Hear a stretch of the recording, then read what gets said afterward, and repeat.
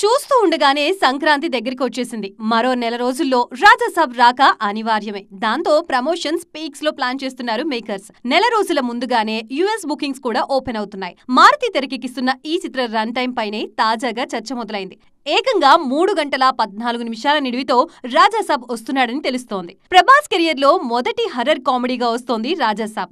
దాదాపు 300 కోట్లతో people media factory ఈ సినిమాని నిర్మిస్తోంది. కంటెంట్ పై నమ్మకంతో 3 గంటల 14 నిమిషాలైనా పర్లేదంటున్నారు మేకర్స్. పుష్ప 2, యానిమల్ లాంటి పాన్ ఇండియన్ సినిమాలకి రన్ టైం సమస్యే కాలేదు. కంటెంట్ కనెక్ట్ అయితే ఎన్ని గంటలనేది ఆడియన్స్ పెద్దగా పట్టించుకోరు. గతంలో కల్కి 3 గంటల 1 నిమిషంతో వస్తే సలార్ 2 గంటల 55 నిమిషాలతో వచ్చింది.